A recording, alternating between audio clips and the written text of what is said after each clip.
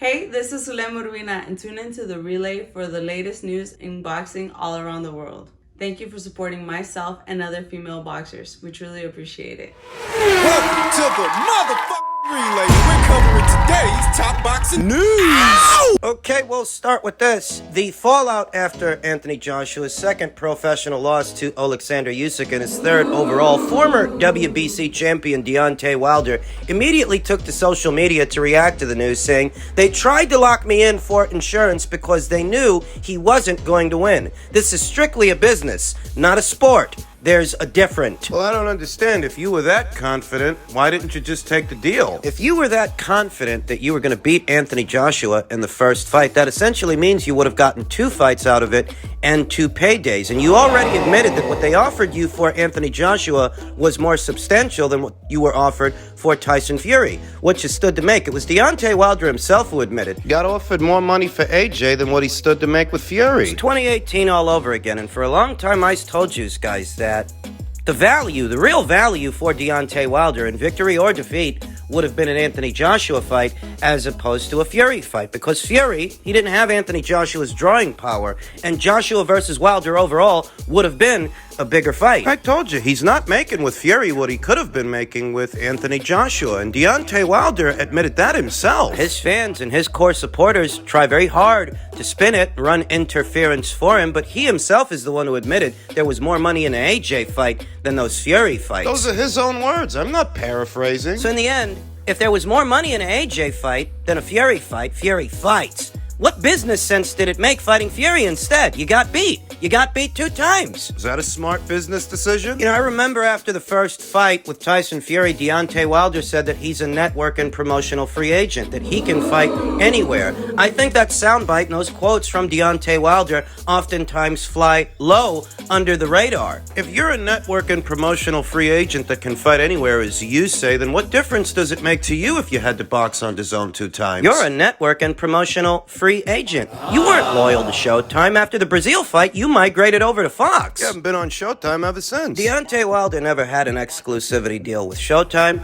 He never had an exclusivity deal with Fox. An exclusivity deal worth a big cash guarantee once the deal comes to term, once the deal is over. He never had one of those. So if you weren't contractually obligated to box on Showtime or contractually obligated to box on Fox, why would fighting on DAZN bother you? According to you, it was worth more money. Those are Deontay Wilder's own words. It's hard to reconcile what it is Deontay Wilder is getting at here. He's looking for a moral victory. Don't you notice this guy always crawls from under his rock after Anthony Joshua's got something going on? Whenever Anthony Joshua is making news in victory or defeat, whenever Anthony Joshua has something going on, he's making headlines. Deontay Wilder and Tyson Fury jointly. We're going to focus on Wilder for this segment. Don't you notice that whenever Anthony's got something going on, Deontay Wilder crawls from under his rock, starts cracking wise. Talking jive, and I don't know why, because based on what he's saying, he didn't make the right business decision. If you didn't make in the Fury fights what you could have made in the Joshua fights, if you didn't make more money with Fury than what you would have made with Anthony Joshua, then choosing Tyson Fury over Anthony Joshua, that wasn't a wise move. That wasn't a wise business decision, because you got your ass beat, your belt took, and you made less money in the process. That's likely why he's still looking for a moral victory. For those of you that have been following this channel long enough, you will have heard me say this before, that Deontay Wilder, in many ways, is the architect of his own demise, the architect of his own downfall, and if his reign as a champion ended, it was by his own hand, not someone else's. They chose Tyson Fury. He wasn't owed a title shot. He was voluntarily given one. He wasn't a mandatory for Wilder's belt like Usyk was a mandatory for AJ's. Deontay Wilder, as a fighter, is greatly lacking character. When he got his ass beat 2 times by Tyson Fury, I don't remember Anthony Joshua rushing to social media to kick him while he was down. Dillian Whyte, that's another story. Dillian Whyte did, along with several others, myself included, but Anthony Joshua was not among those individuals who rushed to social media to kick Deontay Wilder while he was down, having suffered 2 crushing defeats to the same guy that he chose to fight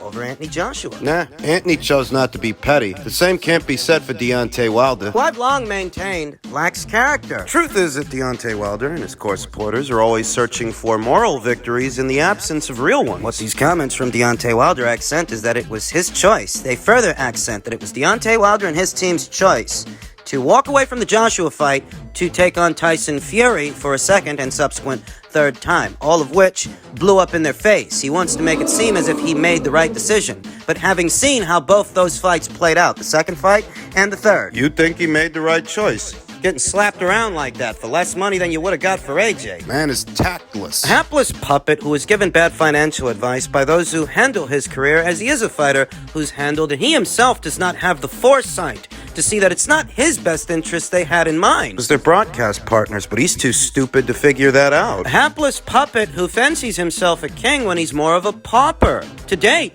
Deontay Wilder hasn't become a two-time heavyweight champion the same way that Anthony Joshua has. He has unified any titles in this division, even though he debuted as a professional several years before Anthony Joshua became a champion before Anthony Joshua, yet Anthony Joshua became a unified champion before Deontay. 2 times. Here he is again, crawling from under his rock, sticking his head out the sand after pouting for close to a year's time. Hiding in the shadows after count them two demoralizing beatings to the same guy that he chose to fight instead of fighting Anthony Joshua for what he described would have been more money. Deontay Wilder's a fucking joke. Both Deontay Wilder and his core supporters and his fans are always looking for moral victories after Anthony Joshua suffers a loss, suffers a defeat. But you had the opportunity to do what Usyk did before Usyk, before Andy Ruiz, and you, unlike them, you squandered it. So this isn't a win for you. You would have took them up on that offer, maybe you would have won the fight. Maybe not. Maybe you would have lost. Maybe, but what's not up for discussion, what's not up for debate, is that there was more value in association with the Joshua fight you walked away from, and you admitted that yourself. And here, you're once again admitting. They were trying to fight you. They were trying to lock you in. According to Wilder, this isn't a sport. This is a business, strictly a business. So how much business sense did it make getting your ass kicked by Tyson Fury 2 times? How much business sense did it make choosing to fight him instead of Anthony Joshua? Is this what you were expecting? When you respect me as a man. But now, I'm like anybody else in this area. Fuck that shit. Good boxing has to win. You show your hand. Fuck that shit.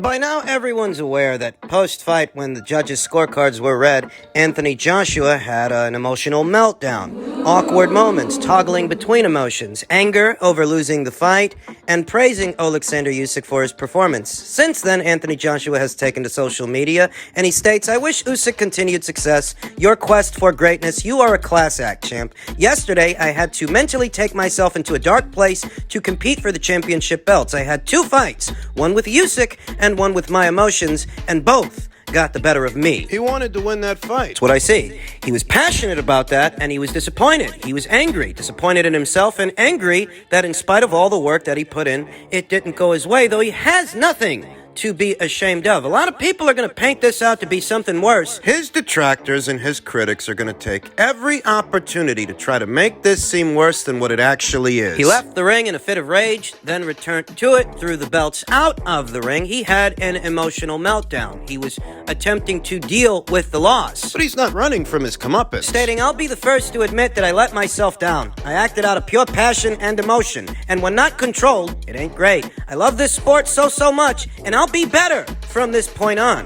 Respect." And that, my friends, is what you call accountability. Tell you what, he showed more accountability in 2 defeats to Alexander Usyk than Deontay Wilder showed in 1 defeat, let alone 2, to Tyson Fury. No, I don't think it's all that big a deal that Anthony had a meltdown after the fight. I'm sorry. His meltdown post-fight seems pretty tame to me, as opposed to blaming your trainer for spiking your water while simultaneously accusing the man opposite the ring of having a concealed object inside his glove while the Nevada State Athletic Commission conspired against you, that the costume and the car battery in it was too heavy. You'll excuse me for saying so. You'll excuse me for saying that Anthony Joshua's meltdown post-fight pales in comparison to Wilder, so I'm not gonna give him shtick. Hey, listen, chump, you want my opinion. That's why you're watching this video. And if you want my opinion, and you're here, so I'll assume that you do. No, Anthony Joshua's meltdown, cringeworthy as it might have seemed in the moment, awkward as it might have seemed in the moment, it pales in comparison to what we saw from Deontay Wilder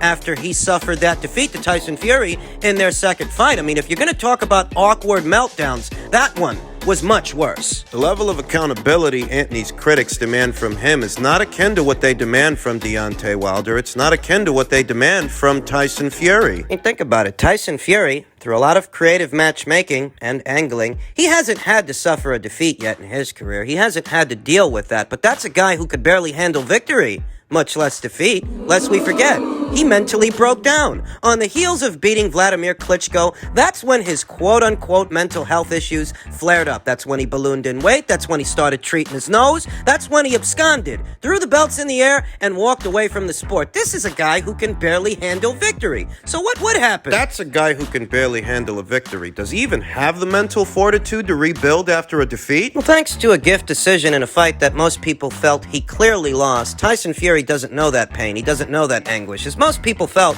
he lost to John McDermott some years ago. He needed 2 fights with that guy to get 1 decisive victory because the first time out, most people felt that Tyson Fury lost. And if not for the gift decision that he got... I don't know. Perhaps we'd have the answer to that question. Does Tyson Fury have the mental fortitude to come back from a defeat? It's not easy. Look at Deontay Wilder, where people are trying to lambast and criticize Anthony Joshua for an immediate post-fight outburst. Deontay Wilder spent months. He spent a year. He spent the better portion of a year making excuses. Now, Anthony's not actually making excuses for losing to Alexander Usyk. He's not handling it well, or he didn't. Not in the moment, but he's had some time to collect himself, whereas Deontay Wilder spent a whole year propping up conspiracy theories he fed to content creators online, content creators on YouTube. He spent a year blaming it on Mark Breland. Accusing Mark of being jealous, so he sacked him ahead of the third fight. But if Mark Breland was the reason you lost the second fight, then why'd you lose the third? He spent a year telling people that Tyson Fury had shoehorns and shake weights in his gloves. Devised an elaborate conspiracy theory where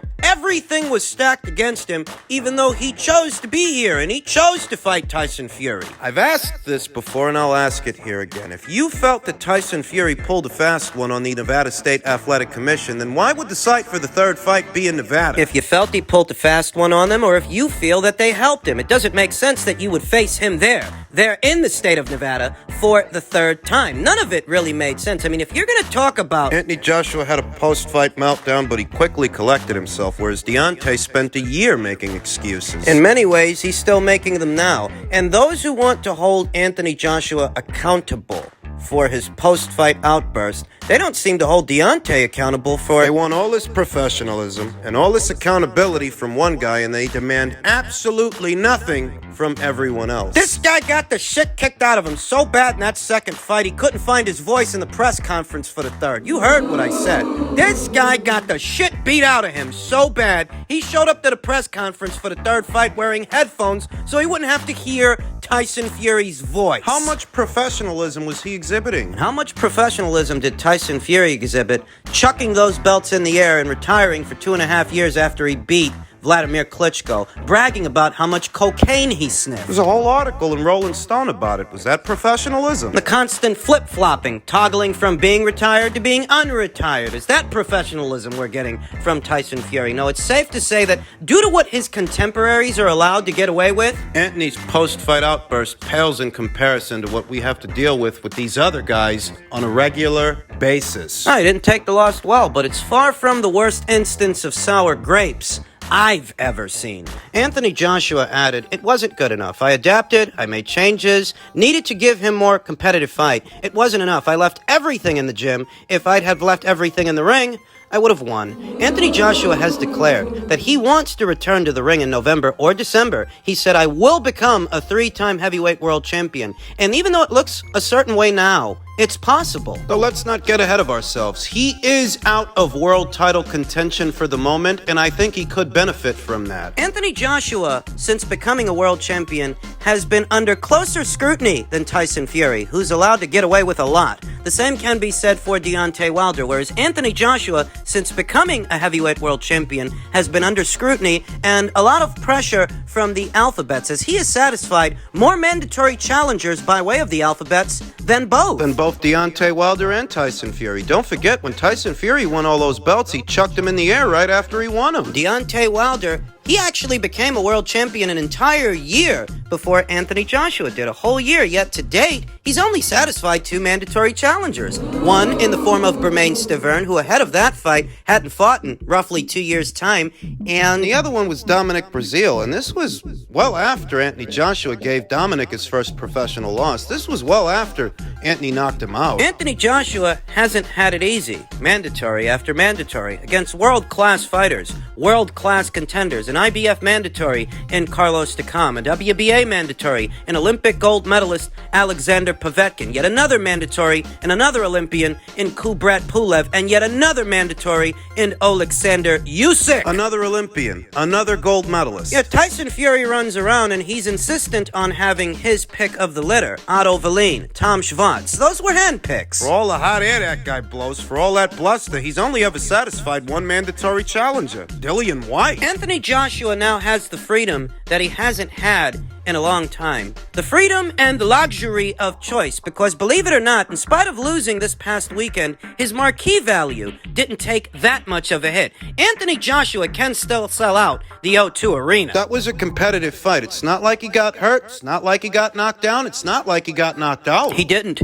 And he did improve. He did adapt. He did manage to make it a closer fight than the fight was the first time out. Believe it or not, Anthony Joshua can rebound. And we could see him back in action as soon as this year. Before the end of it, except now he doesn't have alphabet titles and alphabet organizations bogging him down. Weighing him down. Now, unlike before, he has the luxury of choice. Because he's not in world title contention. He's not in the world title picture. He can so choose to get back in it by fighting Filip Prgovic. Or he can take his foot off the gas and take on the man that unofficially beat him. The man who unofficially beat Filip Prgovic this weekend, Zhilei Zhang. He, like Anthony Joshua, is coming off a loss, and both guys can put on an entertaining fight if that's the direction that Anthony wants to go. If he doesn't want to go in that direction, he can always settle up with his old buddy, Dillian White, for the second time, and I promise you, the fight sells out. What do you think, that because Anthony lost to Oleksandr Usyk, he can't sell out the O2 Arena? He can't sell out in London, can't sell out in Manchester? You're lying to yourself if you think that. You think that because he lost to Oleksandr Usyk, there aren't other big fights out there that he can still have? If anything, not being in world title contention and not having those alphabet organizations weighing him down frees him up for even more fights and more options. It might actually behoove Anthony Joshua. It might actually benefit from it, that he doesn't have those titles and those responsibilities anymore, at least not at the moment. There's a burden that's been taken off his shoulders, at least for the moment. It's on Tyson Fury and Oleksandr Usyk now to deliver the fans the undisputed heavyweight title fight. The pressure's on them, and it's off Anthony Joshua. And believe it or not, he might benefit from that.